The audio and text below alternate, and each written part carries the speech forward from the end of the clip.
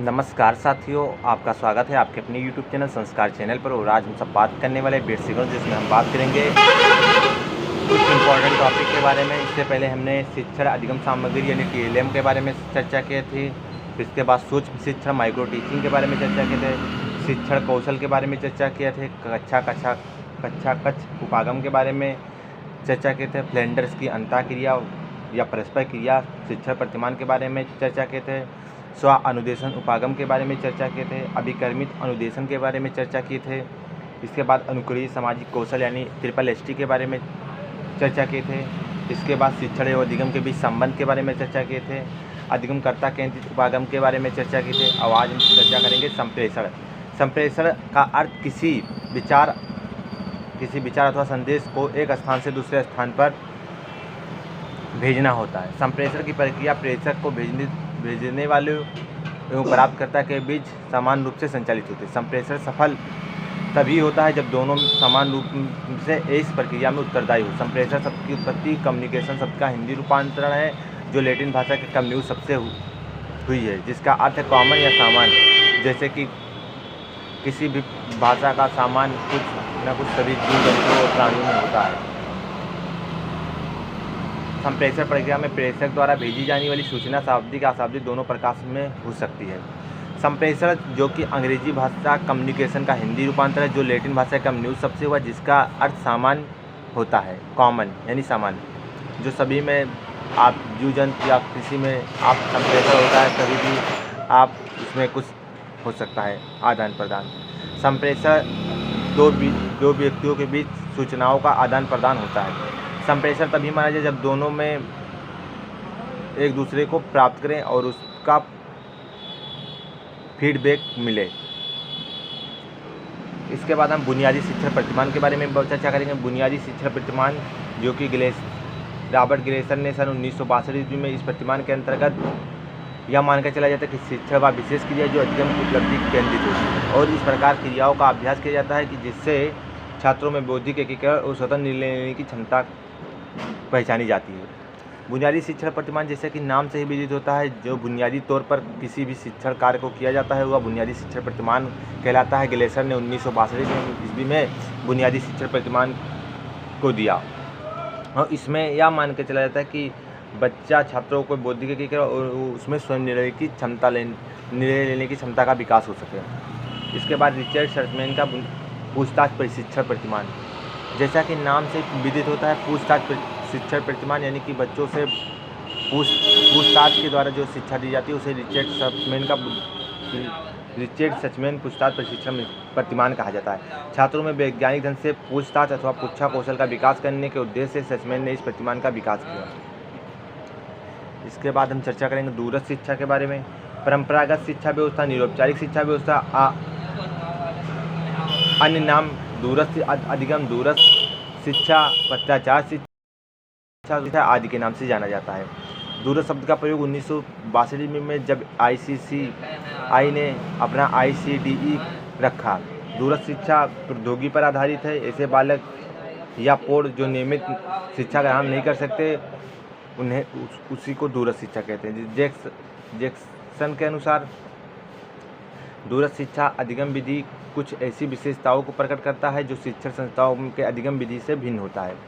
दूरस्थ शिक्षा यानी कि जैसे दूर से शिक्षा ग्रहण करने, जैसे हम लोग ऑनलाइन के थ्रू शिक्षा ग्रहण कर रहे हैं, या इसमें समय सीमा कुछ निर्धारित नहीं है, या आप कभी भी देख सकते हैं।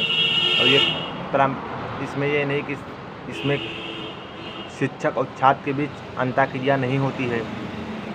और दूरस्थ शिक्षा यानी दूर की शिक्षा, इसे मुक्त शिक्षा के नाम से भी जाना जाता है।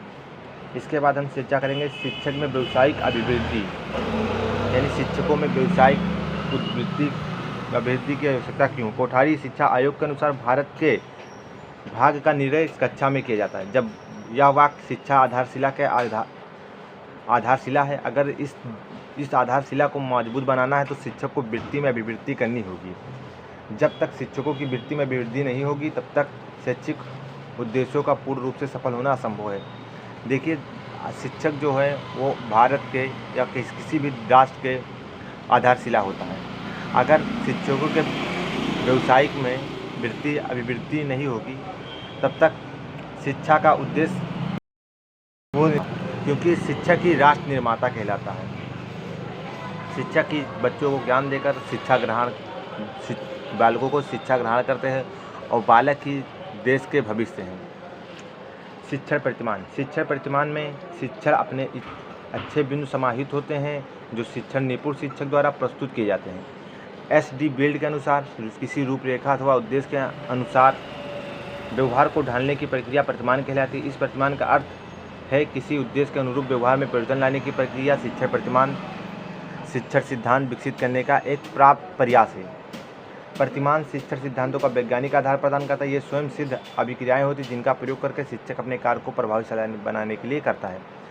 शिक्षण प्रतिमान यानी टीचिंग मॉडल, जैसा कि आप लोग समझ सकते हैं कि किसी भी आप कोई शिक्षण कार्य कर रहे हैं तो उससे पहले अगर मॉडल आप बना लेंगे तो वह शिक्षा का भी प्रभावशाली भी बन जाएगा।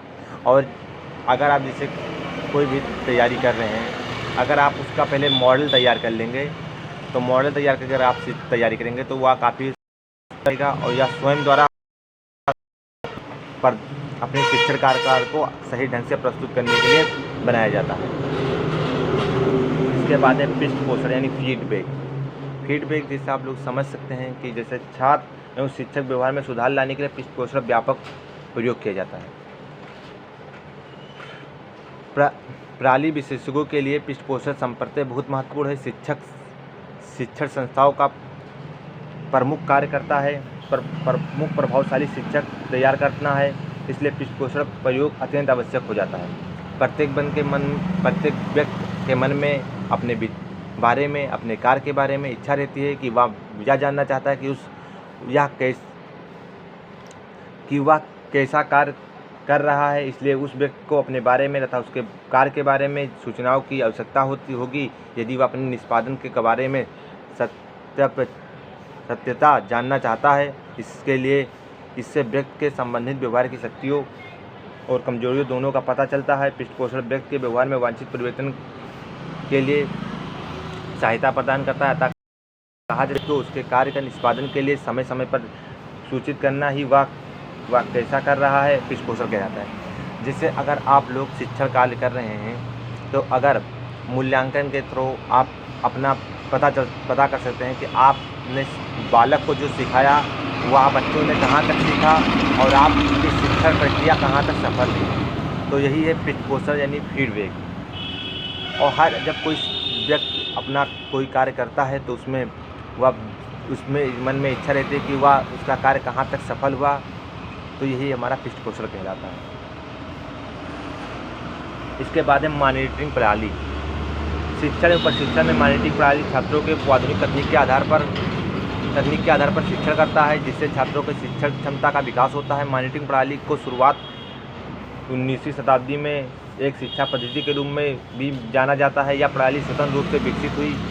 यह पद्धति उन छात्रों के लिए सहायक एवं इस्तेमाल की जाने के लिए अपनाई गई जो शिक्षक को सहायता के रूप में इस्तेमाल किए जाते हैं तथा अन्य छात्रों को सिखाते हैं। 19वीं शताब्दी के शिक्षकों द्वारा मॉनिटरिंग प्रणाली को बहुत उपयोगी पाया गया, क्योंकि ये पूरे कक्षा की निगरानी में एक आसान तरीका था।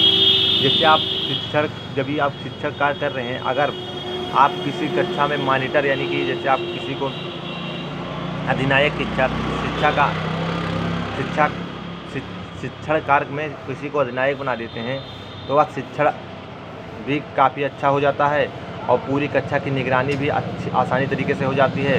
अगर मान लीजिए शिक्षक नहीं है तो भी जो आप जिसको मॉनिटर बना देंगे वो शिक्षण का पूरा ब्यौरा और सही से पूरा निगरानी रखेगा। तो ये शिक्षण की मॉनिटरिंग प्रणाली में 19वीं शताब्दी में इसका काफ़ी महत्व रहा है और यह प्राचीन काल से ही उपयोग में लाया जा रहा है। अगर आप सभी को चैनल अच्छा लगा हो तो प्लीज़ लाइक सब्सक्राइब शेयर कीजिए। Thanks for watching.